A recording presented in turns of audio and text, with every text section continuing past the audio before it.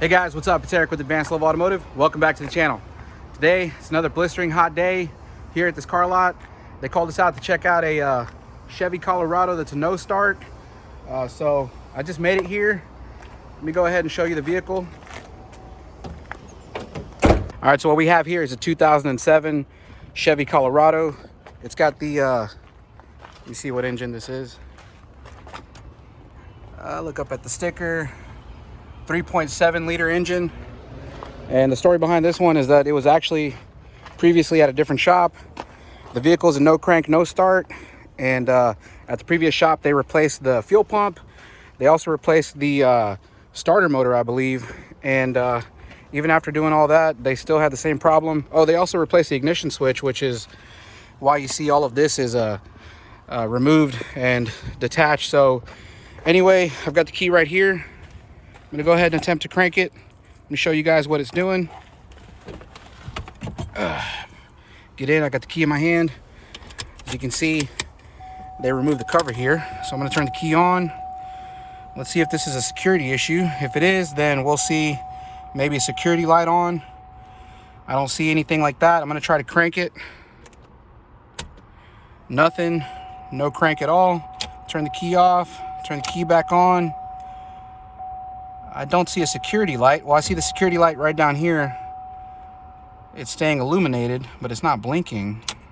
Try that again. Yep, still there. You try to crank it. Well, the security light's not flashing, so I don't think that that's a problem. But as you can see, it doesn't crank, it doesn't start. Turn the key on again. And actually, what I just noticed is that the check engine light is supposed to be right here, and it's not illuminating. Let me zoom in on that. Take you guys down here. You can see the little imprint where the check engine light is supposed to be. I'm going to turn the key off, turn the key back on. So you can see the light does not illuminate. So that's probably where our problem is. We have no communication with the engine computer. Turn the key back on. You guys see that? I think first things first, let's go ahead and hook up a scan tool and see if we have communication.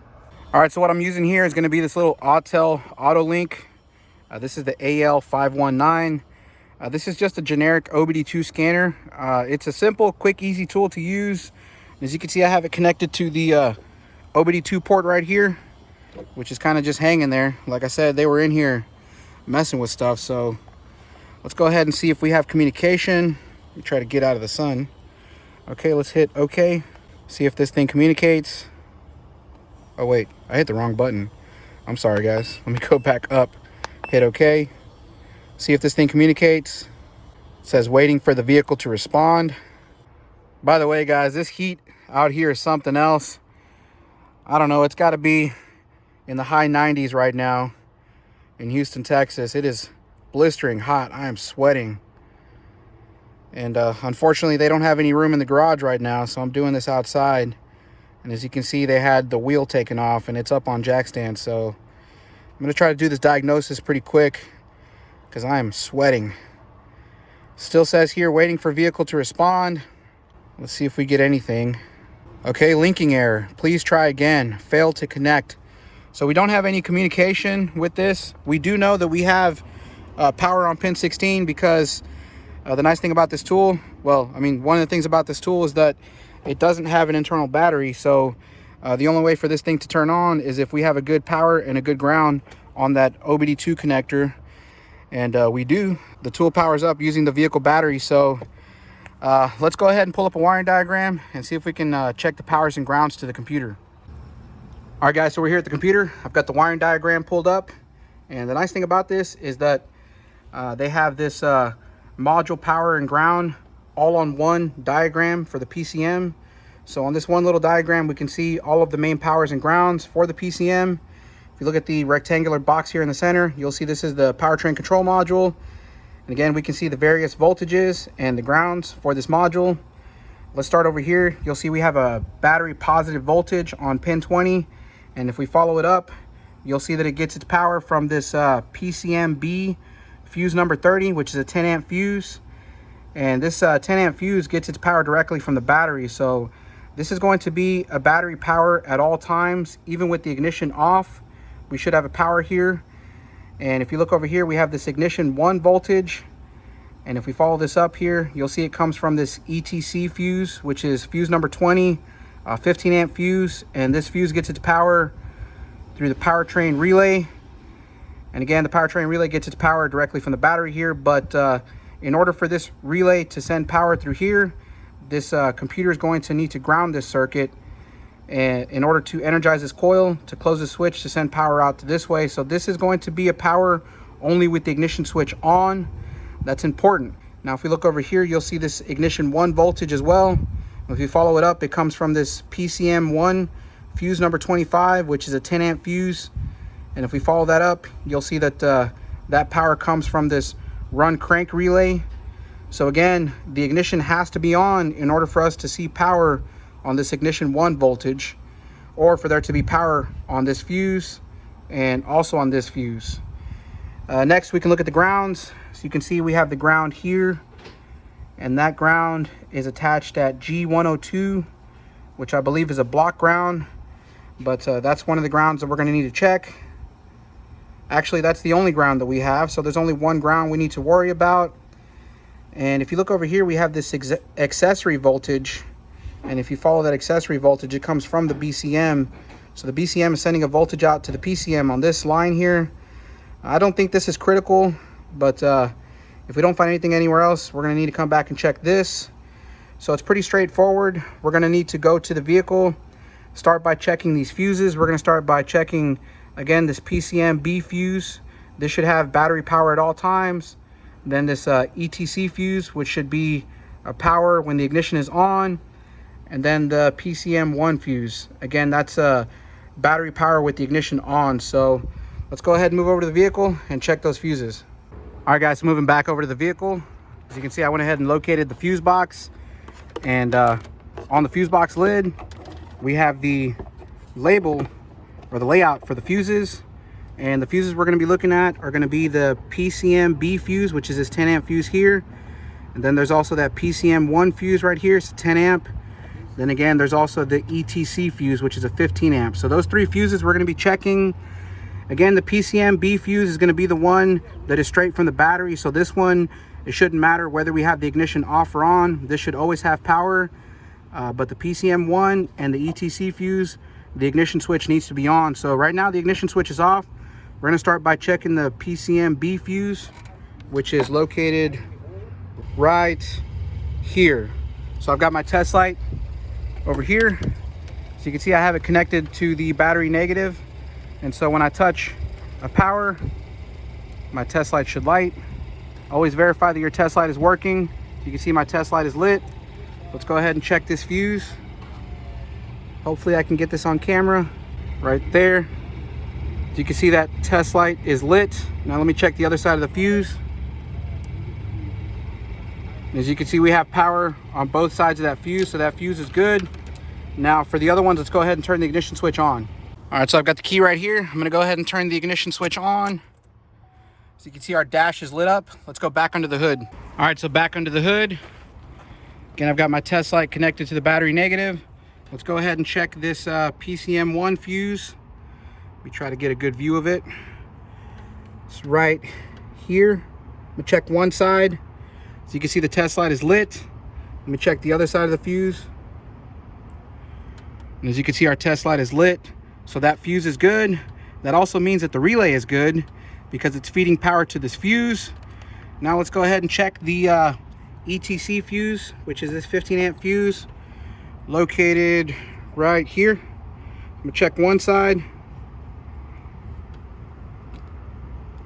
My test light is not lighting. Let me make sure I have a good connection. Yep, my test light is not lighting, so let me check the other side of the fuse.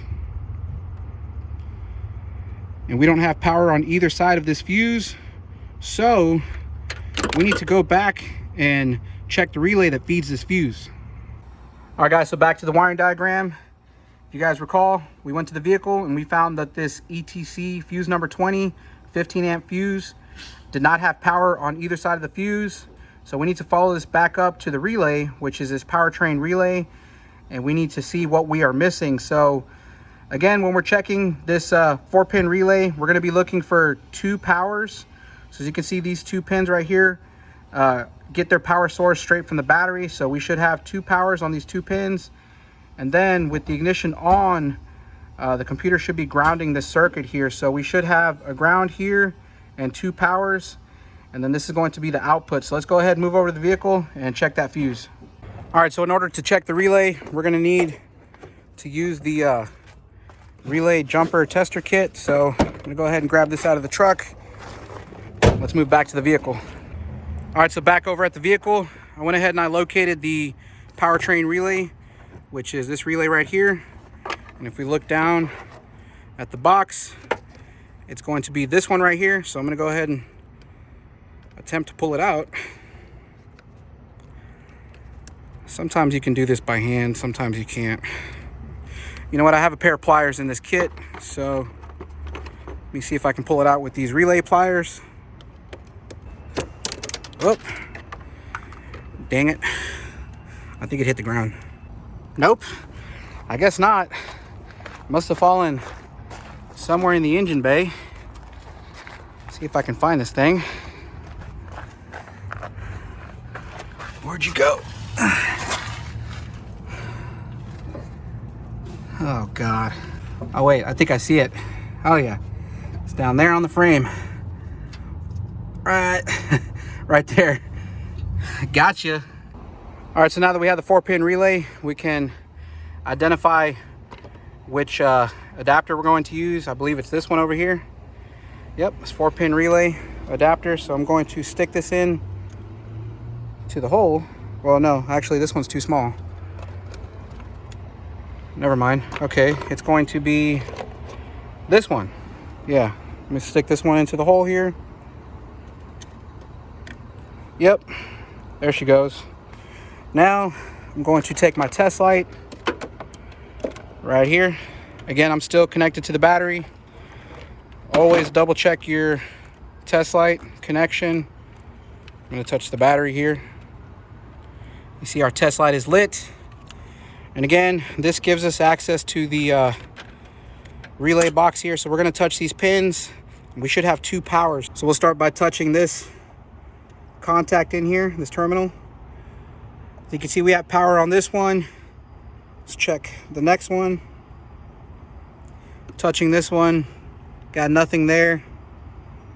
Touch this one, I got nothing there. Oh yeah, we got a power there. Now let's check this one. Got nothing there. So we do have our 2 powers on these 2 pins right here. Again, this one, you see the test light is lit, and then the other one, you can see our test light is lit. So we have our 2 battery voltage feeds. Now let's check to make sure that we have a ground. So I'm going to switch this over to our battery power, and the ignition switch is on. So the computer should be grounding one of these 2 pins right here. So let's check it. Got nothing here. Check the other one. And I've got nothing here. Maybe a better way to do this would be just to put the relay in. Just gonna stick it in right here. All right, so we are connected. And now that we have the relay in, we should be showing 3 powers, because of course one of them is going to be traveling through the coil winding and coming up on the other side of the relay, which is the side that goes to the computer, which the computer then in turn is supposed to ground. So let's go ahead and touch these pins on the side.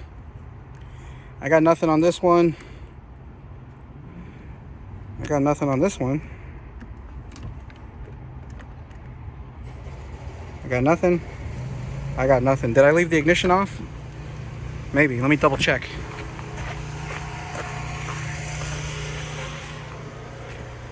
No, the ignition switch is on. Okay, what's going on here? You go back to the relay.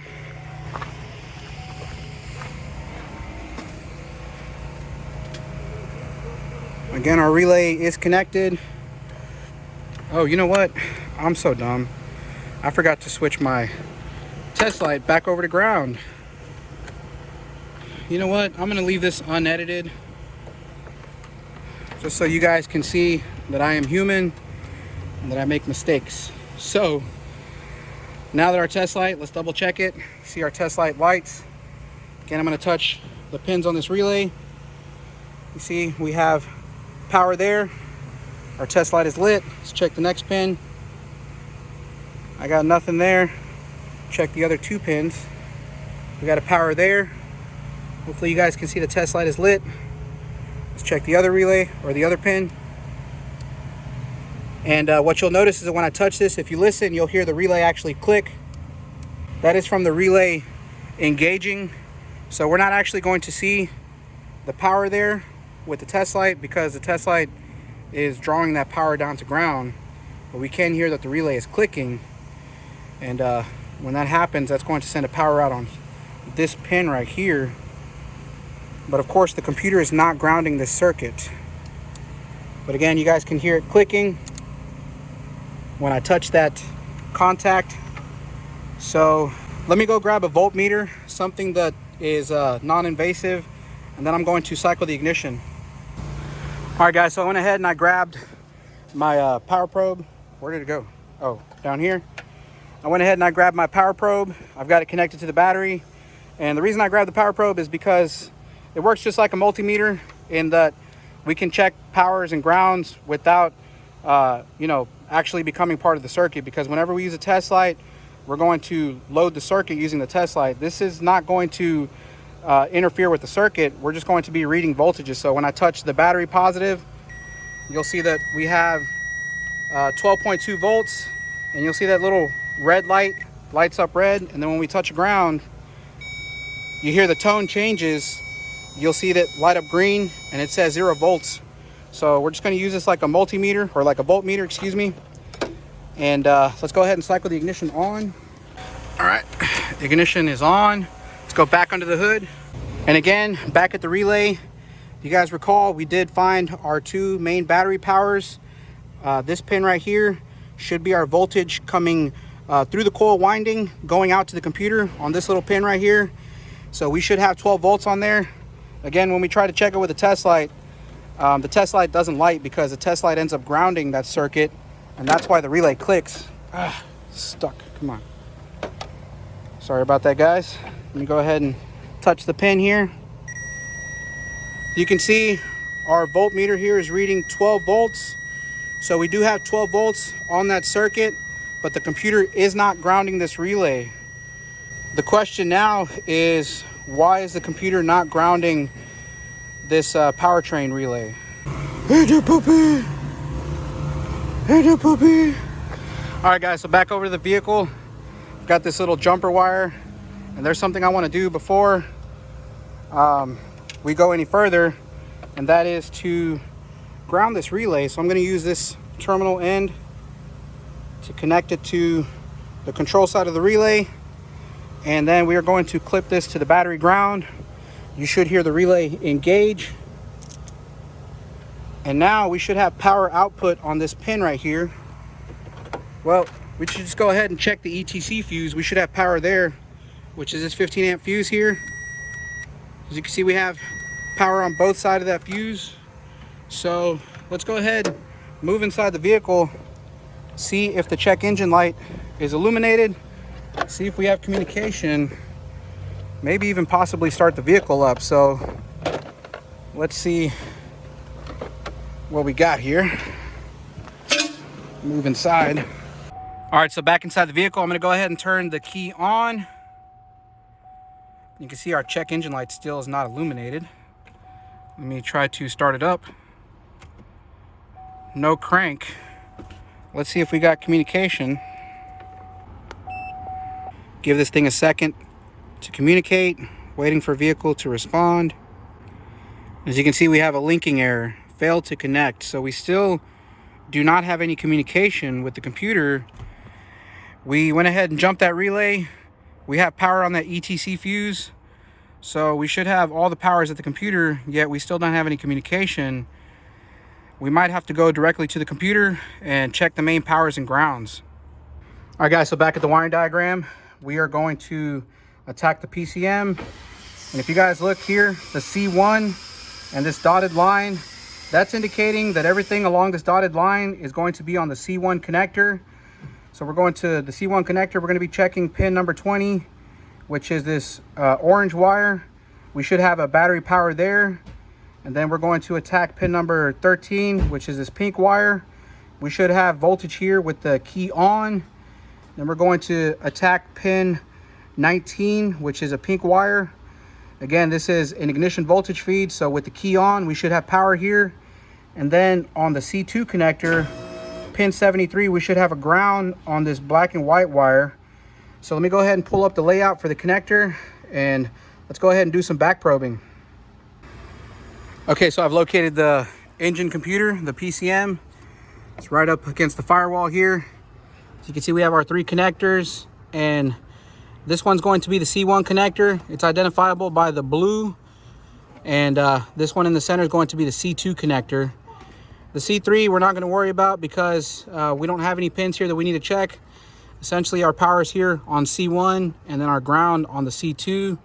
So in order for me to get this computer or get to the connectors, I'm going to need to pop this computer out, which it looks like there's just a couple of clips here. Let me try to pop this thing out. I might need 2 hands for this, guys. All right, so I popped the computer out of this little plastic bracket, but there really still isn't enough room for me to get to the connectors, so I'm gonna have to probably just remove these 2 tanks to give me good access to those connectors. So let me go ahead and do that. Okay, guys, so check this out. So I went to pull the cover off of the air box so I could get the bolts out of this thing right here. There was a bolt along the side that this cover was in the way. And as soon as I pulled that cover off, I took a whiff of this horrendous smell. And whatever it is, man, it smells like something died in here. Maybe a rodent or a cat or something, I don't know. Though I do see some, looks like rodent poop, some seeds and stuff in here, but man, I wouldn't be surprised if we find a dead animal in here, but it stinks. I don't see anything here, but I mean, this is leading me over to the possibility that maybe we have some wire damage from a rodent, possibly habitating the engine bay. So now that I've got this thing unbolted, I'm gonna go ahead and take this thing out. Let's get this connector off here for the washer pump.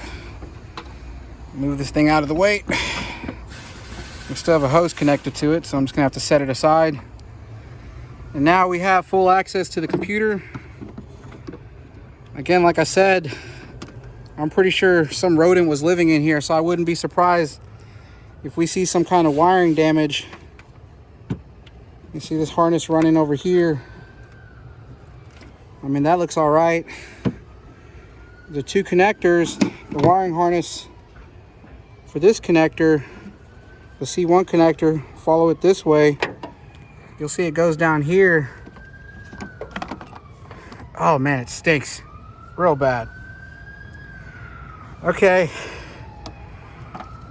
Well, actually, it looks like, oh, check that out, guys.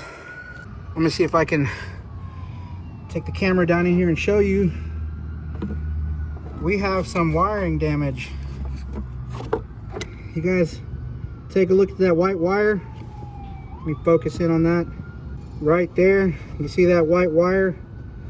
Looks like it's been chewed through by a rodent. So that might be where our problem is. Let me try to pull this harness up. We have a clip over there. Let me go ahead and remove this clip and see if I can pull this harness up. Okay, so I went ahead and I popped up the clips and I got the wiring harness out, opened it up, and as you guys can see, we got some rodent damage. Looks like a little guy went to town on these wires. So we have this white and black wire, which is almost chewed all the way through. Tug on that a little bit, see if it comes apart. Yep, right there. And as you can see, this orange wire is completely split in half. Taking a look at the rest of these wires, I don't see any other damage.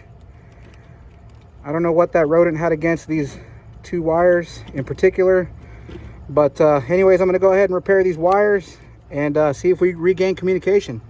Okay guys, so I went ahead and I repaired the wiring. As you can see, I already got everything back together. I put electrical tape over the wiring harness here. I just used a couple of insulated crimps and some shrink wrap, fix those two wires. And again, I retaped the harness, so everything's back together. Let's go ahead, move inside the vehicle, and let's see if we can get communication with this thing. All right, let me put the key into the ignition and see if we have a check engine light. Bam, there we go, check engine light. Moment of truth, let's see if this thing cranks.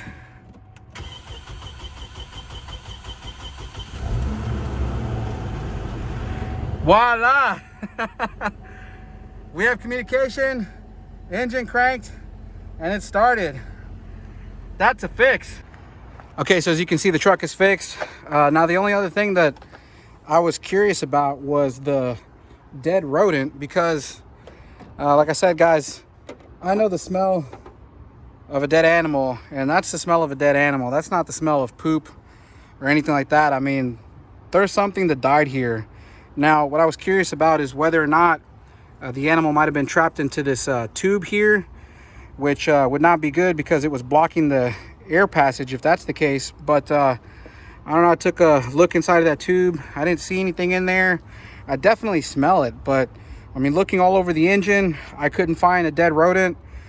I'm almost curious if maybe the previous mechanic had found a dead rodent in here and already removed the carcass, and that's why it just left the smell behind.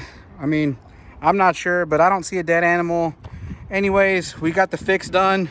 Everything's good to go. I'm ready to get out of here. Like I said, it's hot. I'm gonna go get something to drink and then head off to the next job. Anyways, guys, once again, thank you for watching the video. I hope you found it useful. I hope you found it informational. If you did, make sure to give it a thumbs up. If you haven't done so already, make sure you subscribe to the channel, hit that notification bell, and I'll see you guys in the next one. Thanks.